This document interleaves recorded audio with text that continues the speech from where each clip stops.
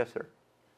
You talk, and many have talked about this also, about thinking, or shift your thinking, you shift your beliefs. As an energy practitioner for many, many years, I found that working through thinking never works, that you have to go through the energy body. So could you please explain in a little more detail about what you mean by, in your terms, what you mean by thinking? Because to me, the thinking that we normally use or espouse just doesn't work. I don't think I ever said that, thinking. I said if you Change your beliefs. if you change your beliefs. But you use the word thinking quite a bit Well, in I your... have used the word thinking, but I don't think that you logically can work yourself through. But what I meant to communicate was that you will never change your beliefs if you are not exposed to alternatives, to something different than what you believe. And so if you keep going to church and they keep telling you the same thing all the time, that's what you will believe.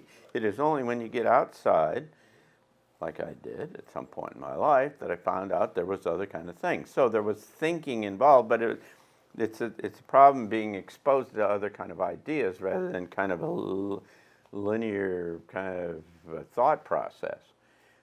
I think it's hard to change your beliefs absent having had some experience that, whether it was reading a book or going to meditation with Joe Dispenza or whatever, that kind of thing that got you into a different space, to where, or the Monroe Institute, where you go out there and you say, wow, this is really, or doing drugs, that's a good one. Do a little psilocybin.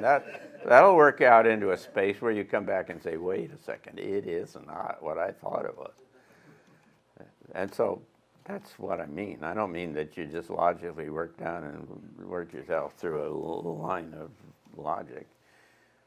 I can just tell you that the first time I was exposed to Cleve Baxter, my breakthrough in this thing was I went to some conference up in Fort Collins, Colorado, in a Marriott, and I'm going down there and I have no idea what it's about. And this guy named Cleve Baxter stands up there, and this is back when I'm working in the Pentagon and all this kind of stuff, and he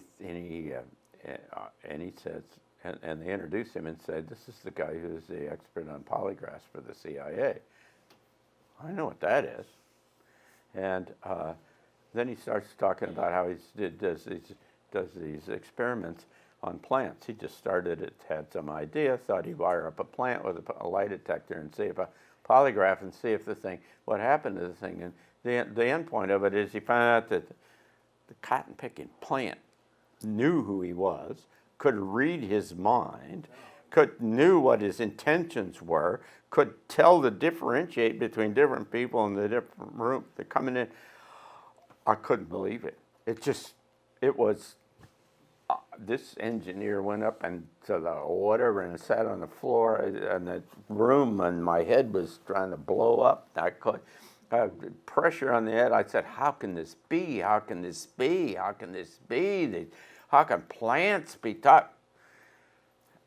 But he is expert on polygraph for the CIA. I know that. And so what did the logic? I said, "Wow!" So I go down the next day, and this guy is this researcher on UFO abduction. I never in my life thought about any of this stuff. And he sits up there and flips slides and says, yeah, these guys come over and they suck the people up and they probe them and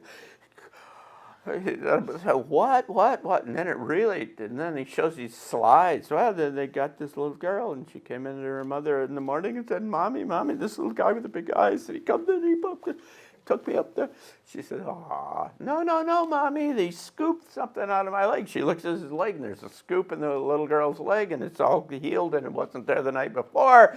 And here's the pictures, and, I go, wow. And then he tells a story about, this one day, this craft came over down 47th Street in New York or some other kind of thing, and it sucks up one guy from one end, and so he comes and tells us about it, and we're doing this, and then a week later, another guy comes in, and he's from New York, and we're looking at his thing, and he says, well, I'm on the other end I'm on 42nd and 7th Street here, and And they say, what, wait a second, correlate. And he said, I got sucked up too, and I'm not the.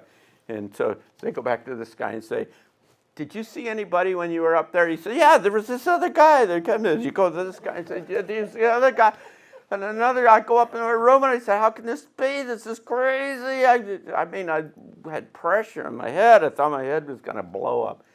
And I said, what in the frickin' world? But I'm an engineer, right? I do the thinking and the logic. And I said, God, there is something going on here that I do not know. But it was a huge kind of transition to get me into that kind of space. And so I don't know how you do this without getting exposed to some other kind of things and thinking about it.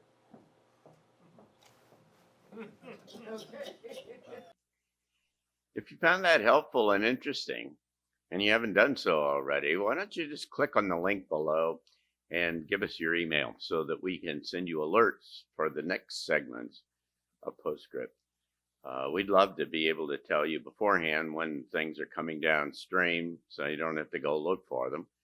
And this is the best way to do that. We assure you that we won't share your information with anyone else. Thanks.